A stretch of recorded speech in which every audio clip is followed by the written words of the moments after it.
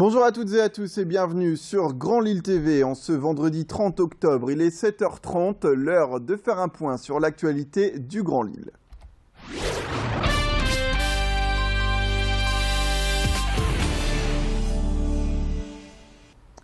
Et première image, dans ce flash, on parle du salon Project City qui a été installé jusqu'à hier à Lille Grand Palais.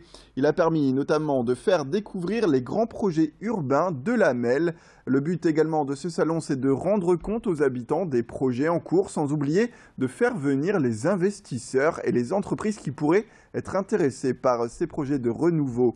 Pour rappel, sachez que le territoire de la MEL compte près de 500 hectares en friche. Les grands projets étaient bien sûr cités comme la rénovation du quartier de l'Union à Tourcoing ou la transformation de l'île Sud. Mais également, c'est un grand chantier de réhabilitation de lieux très vétustes de courées, notamment de façades ou de petites friches qui sont aujourd'hui trop anciennes et qui nécessitent d'être rénovées. Louis Caillé s'est penché sur ce point et est allé en savoir plus. L'habitat ancien sur la métropole, c'est 70% du parc habitat de la métropole et on estime que 50% de ce parc est vétuste. Donc il y a une grosse problématique de réhabilitation thermique notamment. Et donc c'est des petites choses mais globalement qui concernent quand même aujourd'hui plus de 1500 logements. 500 logements à acheter pour démolir parce qu'ils sont dans un état qui ne permet plus de les mettre en service, 504 ou 500 logements en réhabilitation très lourde, donc des immeubles que l'on va acheter et que l'on va réhabiliter, et puis enfin 600 logements neufs sur nos fameux petits projets de renouvellement urbain, qui sont des micro-projets de renouvellement urbain. On reste dans l'habitat et l'aménagement urbain, mais cette fois pour parler d'un ras-le-bol. Il s'agit d'un collectif, les Lofters en colère à Roubaix et Tourcoing. Ils sont un peu plus de 500 et ont déjà réuni plus de 900 signatures sur une pétition. Alors, en cause dans cette pétition, justement, la suppression de l'abattement de 30% grâce à l'amendement Barre. Le résultat est là, les propriétaires de loft vont enregistrer désormais une hausse de leur impôt foncier et de leur taxe d'habitation. Les hausses vont aller de 500 à 2000 € en moyenne selon la situation des foyers et la superficie du logement. Alors cette augmentation est effective pour cette année, ce qui veut dire que les propriétaires doivent payer pour le mois de décembre. Nombreux sont ceux qui pourtant ont acheté à Roubaix et à Tourcoing dans d'anciennes usines textiles, notamment pour des raisons fiscales. Ces propriétaires disent avoir même joué le jeu de la mixité sociale. Alors, du fait de ce retrait de cet abattement, certains envisagent de déménager. Idil Gunay est allé à la rencontre de ce collectif des lofters qui en appelle aujourd'hui aux maires de Roubaix et de Tourcoing, ainsi qu'à la MEL, pour faire appuyer le retour à l'abattement. Je vous propose de les écouter. Au départ, le deal, c'était de faire venir les gens dans des zones de mixité sociale, finalement, pour réhabiliter des bâtiments de ce type-là, et donc promouvoir la ville en changeant, en renouvelant ses habitants, avec un certain nombre d'avantages qui font venir les gens sur un point de chute. Et au final, on apprend comme ça subitement qu'on a des changements de conditions de jeu, finalement, qui font des augmentations qui ne sont pas forcément gérables par un foyer aujourd'hui, comme le mien par exemple, en termes d'augmentation. De la culture également dans cette édition avec le grand événement Lille 3000. Les spectateurs sont invités au musée des Beaux-Arts de Lille pour l'exposition Joie de vivre.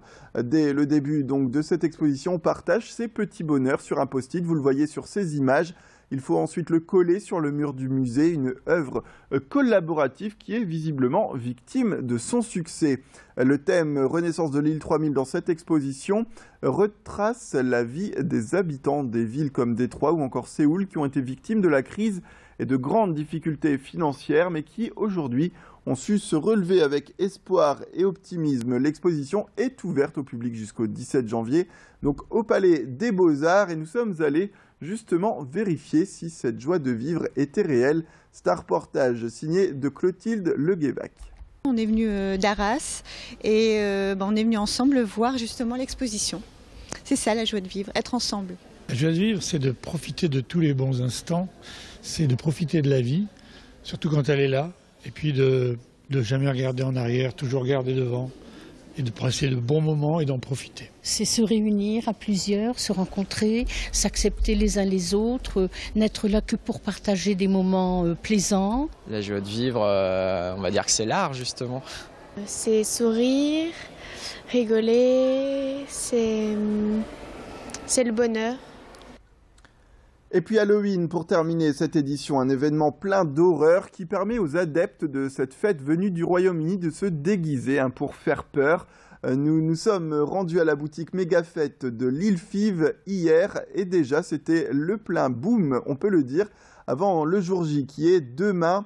Ici, on vient faire ses courses pour préparer une soirée effrayante. Alors, quel déguisement vous avez choisi? Céline Nuret est allée poser la question donc aux clients de cette boutique. En Stormtrooper de Star Wars. On n'est pas censé faire peur, Halloween? Bah, je ferai peur, vous inquiétez pas. Pas besoin du déguisement. Comment tu vas te déguiser pour Halloween? Un fantôme. Pourquoi tu vas te déguiser en fantôme? Parce que j'adore les fantômes. En infirmière zombie, sexy. En vampire. Pourquoi?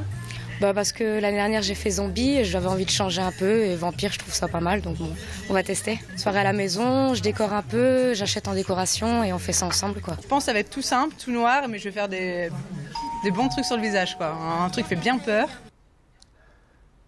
C'est la fin de cette édition. Merci à toutes et à tous de nous avoir suivis. Tout de suite, on se retrouve pour la météo et l'infotrafic.